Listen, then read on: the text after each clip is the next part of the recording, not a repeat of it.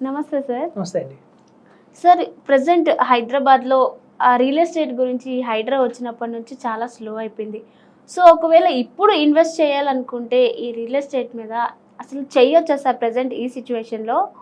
Investment అనేది చేయొచ్చా? ఒకవేళ చేయాలనుకుంటే ఎక్కడ చేయొచ్చు సార్? యాక్చువల్‌గా అది చాలా మంచి క్వెషన్ అడిగారండి. ఎప్పుడైనా ఏ ఇన్వెస్ట్‌మెంట్ అయినా తీసుకోండి. అది రియల్ ఎస్టేట్ కావచ్చు, లేకపోతే స్టాక్ మార్కెట్ కావచ్చు. ఒక రూల్ ఏంటంటే ఎవరు ఇన్వెస్ట్‌మెంట్ చేయనప్పుడు మనం ఇన్వెస్ట్ చేయాలన్నమాట. అప్పుడే అధికంగా లాభం పొందుతాం.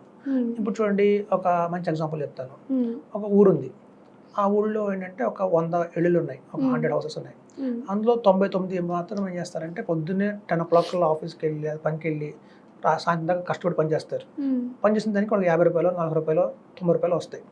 ఆ వచ్చిన డబ్బులతో వాళ్ళ ఇంటికి వచ్చి పడుకుంటారు. పగలంతా పనిచేస్తారు కాబట్టి మంచి నిధులు వెళ్ళిపోతారు. అయితే ఆ ఊళ్ళో ఒక్క హౌస్లో ఒక అతను ఉంటాడు. అతను ఏం పని చేయడు మార్నింగ్ అంతా. అతని పని మొదలయ్యేది రాత్రి 11కి మొదలవుతుంది. అతను దొంగ. ప్రతి ఒక్కళ్ళ ఇంటికి వెళ్ళటం ₹1 తీసుకుంటాడు. తీసుకుంటే వాళ్ళకి అనుమానం రాదు. ₹40 రూపాయి పోతే మనం పారేసుకున్నామా లేదా ఖర్చు పెట్టాము అనుకుంటాం. సో ఈ 99 ఏళ్లలో ₹1 తీసుకున్నాడు కాబట్టి అతనికి ₹99 వచ్చాయి. వీళ్ళంతా వాళ్ళంతా కష్టపడ్డారు. ₹40 ₹50 సంపాదించారు.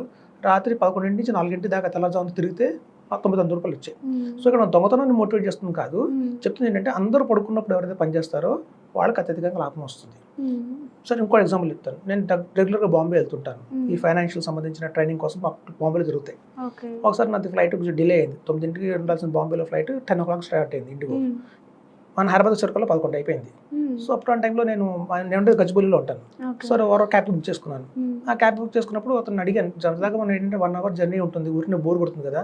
క్యాబ్ అతను అడిగాను, ఎంత సంపాదిస్తున్నావు ఏంటి అంటే, కొంచెం నేను నెలకు ఒక 70,000 సంపాదిస్తున్నాను సార్ అన్నాడు.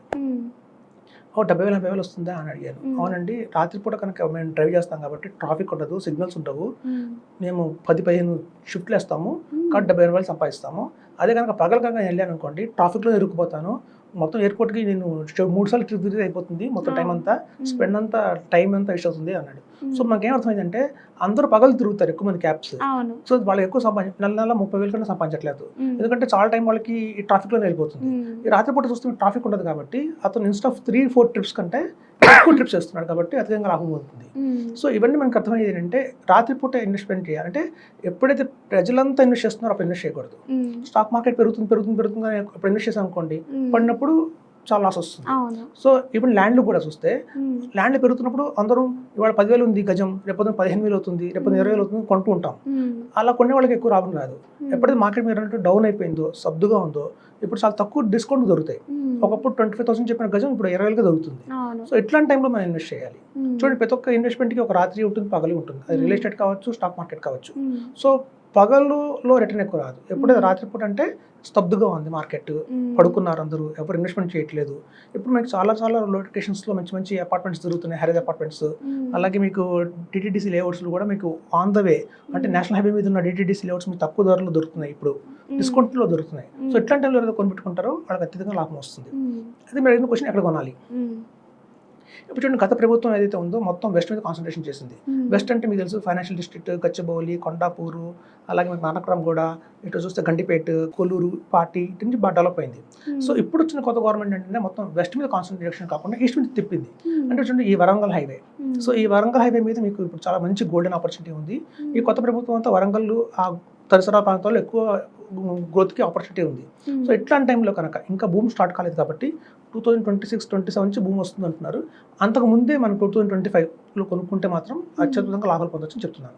సో ఇట్లాంటి టైంలో కనుక ఇటుపక్క మన హైరేజ్ అపార్ట్మెంట్స్ ఎక్కడ ఉన్నాయి, మంచి డిటిడిసి లేఅవుట్స్ ఎక్కడ ఉన్నాయి, అలాగే కనుక హైరేజ్ అపార్ట్మెంట్స్ ఆల్రెడీ కన్స్ట్రక్షన్ అయిపోయిన అపార్ట్మెంట్స్ కూడా మనకి అందుబాటులో ఉన్నాయి.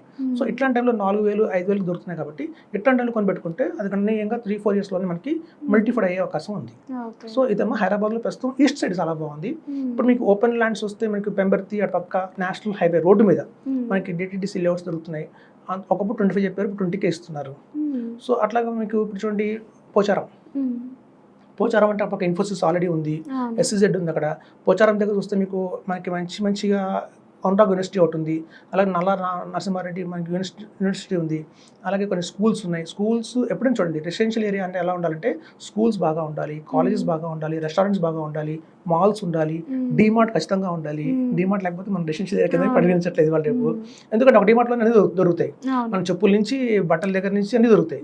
సో డీమార్ట్ ఉంది. సో ఇట్లా డీమార్ట్, కాలేజెస్, స్కూల్స్ అన్నీ ఉండి, నేషనల్ హైవేకి జస్ట్ ఒక 100 కిలోమీటర్ దూరంలో ఉండి, ఓఆర్ఆర్ ఎప్పటి నుంచి అంటే ఓఆర్ఆర్కి దగ్గరలో ఉందంటే దానికి మంచి భూమి ఉంటుంది. ఎందుకంటే ఎవరి నుంచి చూడండి, ఎక్కడికి వెళ్ళాలన్నా హైదరాబాద్లో మనం ఒకవేళ ఈస్ట్ నుంచి వెస్ట్కి వెళ్ళాలన్నా, వెస్ట్ నుంచి ఈస్ట్కి వెళ్ళాలన్నా, మధ్య ఎయిర్పోర్ట్కి వెళ్ళాలన్నా కూడా ఓఆర్ఆర్. సో ఓఆర్ఆర్కి కనుక 5 minutes డ్రైవ్లో ఉంది అంటే మాత్రం అది గోల్డెన్ ఆపర్చునిటీ అండి. అట్లాంటి చోట ఇన్వెస్ట్మెంట్ చేయండి, ఖచ్చితంగా మనకి అది లాభం అయితే పొందొచ్చు. సో ఈస్ట్ సైడ్ మనకి ఈ పోచారంలో ఇన్వెస్ట్ చేస్తే అక్కడ మంచి రిటర్న్స్ వస్తాయి. అక్కడ మనకి ఇప్పుడు కొత్త హైరైజ్ అపార్ట్మెంట్స్ వస్తున్నాయి. ఇన్నాళ్ళు ఏంటంటే 17 floors 20 floors అనేది మనం వెస్ట్లో చూసాం, ఈ గచ్చిపోలి ఫైనాన్షియల్ డిస్ట్రిక్ట్లో చూసాం. అలాంటి 17 floor అపార్ట్మెంట్స్, హైరైజ్ అపార్ట్మెంట్స్ ఇప్పుడు ఈస్ట్లో వస్తున్నాయి. చాలా మంది ఇంకా అవగాహన లేదు.